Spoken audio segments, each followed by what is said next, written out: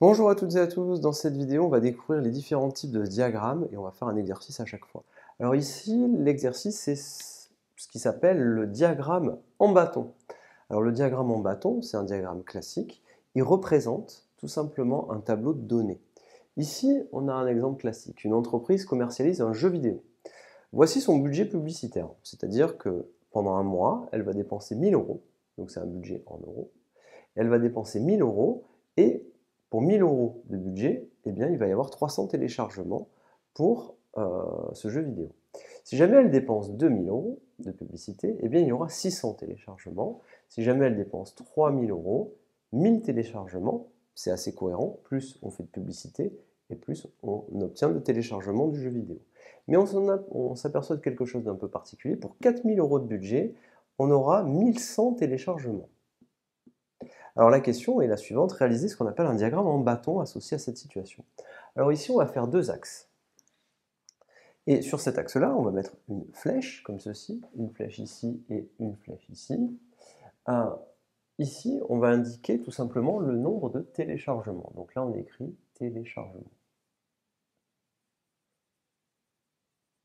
Et ici, eh bien, on va écrire le budget. Le budget en euros.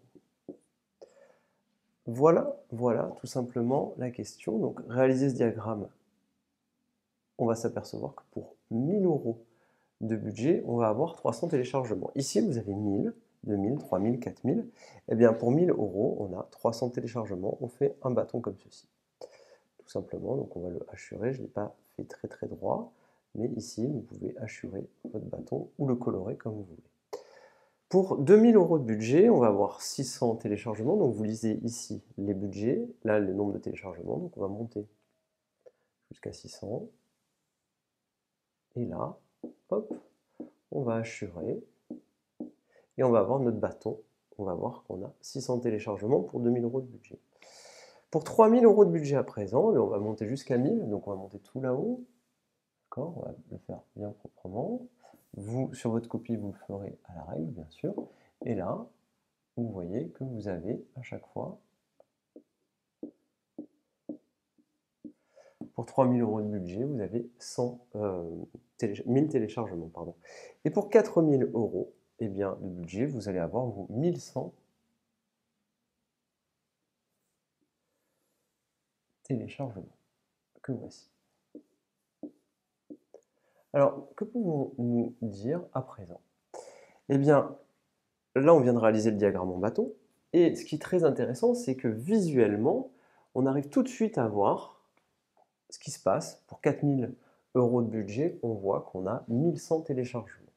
Cependant, quelle est la conclusion? Si on devait réfléchir ensemble et sur la copie écrire quelle est la décision qu'il faut prendre? Regardez, vous voyez que pour 3000 euros de budget, vous avez 1000 téléchargements, c'est beaucoup, mais si vous payez 1000 euros de plus, pour 4000 euros de budget, vous avez juste fait 100 téléchargements de plus. Finalement, ça ne vaut peut-être pas le coup.